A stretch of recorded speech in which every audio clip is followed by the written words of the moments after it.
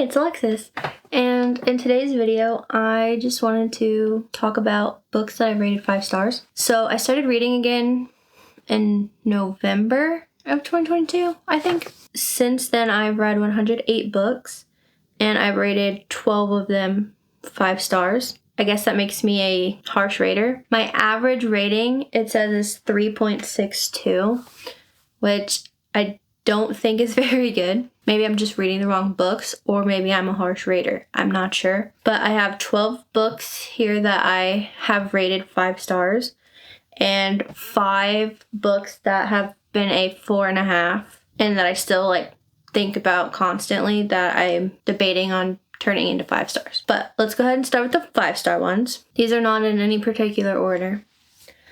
But we have Things We Never Got Over by Lucy Score. I loved this book. I just remember laughing and crying and gasping, and I felt all the emotions while reading this one. So I do highly recommend this one. And then I have The Fine Print by Lauren Asher. This is book 1 in the Dreamland Billionaire series. This one was my absolute favorite out of the whole series. So if you don't know, this series is about the Kane brothers, who their grandpa owned this amusement park like Disneyland that's called Dreamland. After their grandpa dies, each brother has to do a certain task to receive their inheritance.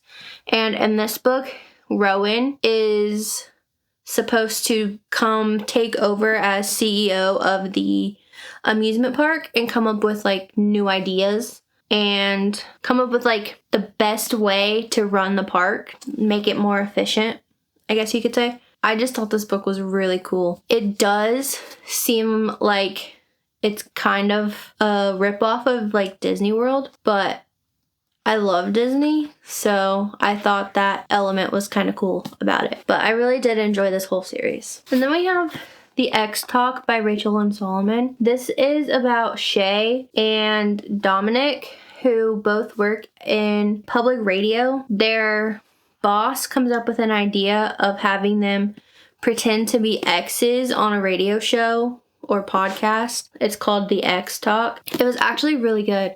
And there was also some moments where Shay was talking about her grief because she's dealing with the death of her father. And I related to that a little. Oh, not a little, but a lot when I read this. And I remember reading this and crying. And I loved this book. Then we have the book that I rated as my favorite book of 2023, which is The 7 Husbands of Evelyn Hugo by Taylor Jenkins Reid. To this day, I think about this book daily. I read this in July of 2023. I honestly still think about this book daily. This book is about Evelyn Hugo, who was a movie star in the 80s. That was wrong. This book is about Evelyn Hugo, who was a movie star in the 50s, and she ended up leaving the career in the 80s. I want to say she's in her 70s or something. I don't remember her age. But she wants someone to write a story about her life, but she only wants one certain person to do it because she wants this person to know something. She finally gets Monique to come over and listen to her tell the story about her life and all of the 7 husbands that she had and whatever else. And the plot twist at the end was crazy. Yeah, this was probably my favorite book of last year, and I highly recommend it. Then we have You Deserve Each Other by Sarah Hochul.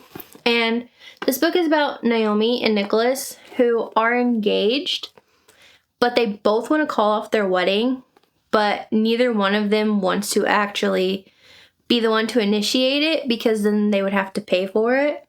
So they are pulling all these pranks and things on each other to try to get each other to call it off. It was just really, really funny and really cute. And then we have The Love Hypothesis by Ali Hazelwood. This is about Olive and Adam. Olive is a PhD student and Adam is a professor. It starts out with Olive trying to convince her friend that she's moved on from her boyfriend and that she is in a relationship, when she's really not. So she kisses the first guy that she sees to prove that to her friend, and it happens to be the professor. This was the first book that I read by Ali Hazelwood that got me hooked on her, and she's now one of my favorite authors, so I really love this book. And then I have books 1 and 2 of The Inheritance Games by Jennifer Lynn Barnes. So we have The Inheritance Games and The Hawthorne Legacy. I really enjoyed these first 2 books. So this, if you don't know what this series is about, it's about this girl named Avery who suddenly gets an inheritance from this guy who dies, who she's never met before, and in order to receive her inheritance, she has to move into his house with his family and live there for a year, I believe, and she has to solve all these mysteries and riddles, and these books are just so much fun. Like, I highly recommend this entire series, and I'm pretty sure there's 2 of them, like 2 more of these books coming out this year, and I am so excited for them. But yeah, the first 2 were my favorite. I wasn't a huge fan of the third one. I almost feel like it was unnecessary. And then I liked this first one of the spin-off series. So I'm really excited for more of the series. But I highly recommend this whole series. And then the last 4 that I rated 5 stars are, I'm gonna say, controversial. But they're some of the first books that I read when I got back into reading. So that's why they're rated 5 stars. But it's 4 Colleen Hoover books. So we have, first up, Ugly Love. And this one was about Tate and Miles. Miles doesn't want to be in a relationship, but he won't say why. So you have Tate trying to figure it out, but while also falling in love with him. Then you have Miles struggling with his feelings, all while going back in time in his mind and figuring out why he doesn't want a relationship. And this book had me sobbing like a baby. That's why I rated it 5 stars. I do want to go back and reread this at some point to see if I still think it's a 5 star. And then we have It Ends With Us. This one is about Lily and Ryle. I really, really liked this book. This was my first Colleen Hoover book that I've ever read. And this was probably the book that actually got me back into reading again. So I feel like that's part of the reason why this was a 5 star. But I also just really enjoyed the story of this one. But again, I also want to reread this and see if it still stands as a 5 star. And I am excited to watch the movie that comes out this year. And then there's November 9th, which is about Fallon and Ben. Ben is a writer, and he's trying to not let her know about a mistake that he made that involved her a few years prior. But I also cried in this book. I thought it was a good one, but I know some people hated this one, so I guess everyone has their own opinions. And then we have Reminders of Him by Colleen Hoover. And this one was about Kenna, and she is in prison for 5 years for something that happened. And when she gets out, she's trying to reconnect with her daughter, and then her daughter's father's family won't let her come around her daughter, and it's just basically her trying to overcome what happened and get back with her daughter. I thought this was a good one. So that's the 12 that I rated 5 stars, and then there's 5 of them that I rated 4.5 or higher. So we have Killer Instinct by Jennifer Lynn Barnes. This is book 2 in the Natural series. So I'm not going to say a whole lot about this one because I don't want to spoil anything. But this series is about teenagers who have special powers type things. One of them can read your emotions very well, and one of them can tell if you're lying or not. And there's profilers, and all these kids have some kind of special power that the FBI thinks is worthy enough to have them help them solve cases.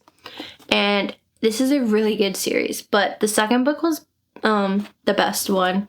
Well, I've only read the first 2, so I can't really say that for sure, but this was my favorite one so far. And then we have In 5 Years by Rebecca Searle or Searle. I'm not sure how to pronounce her last name. But this book is really, really good. It's about Danny. I would say is content with her life, but she also kind of wished that she could have more. And one night when she goes to bed, so she goes to bed engaged to her fiance, and in her dream, she wakes up and she's married to somebody else, some guy she's never met before. And then when she wakes up in real life, she's back with her fiance, and she's trying to figure out why she had that dream and what it was all about. And this book was really, really good, and I'm excited to read other books by this author. And then I have Mirror, Mirror by Jen Kalatona. This was a twisted tale of Snow White. So it says, what if the evil queen poisoned the prince? Like instead of her. This was so good. Snow White was never one of my favorites as a kid, but like I absolutely adored this book. And then I have Weather Girl by Rachel Lynn Solomon. And this one was about Ari and Russell. She's the weather girl and he's the sportscaster, I believe, on this news station. They team up to try to get their bosses back together because their bosses are a divorced couple who still work together and always fight, but they think that they still love each other. So these two team up to try to get them back together so that there's more peace in the office.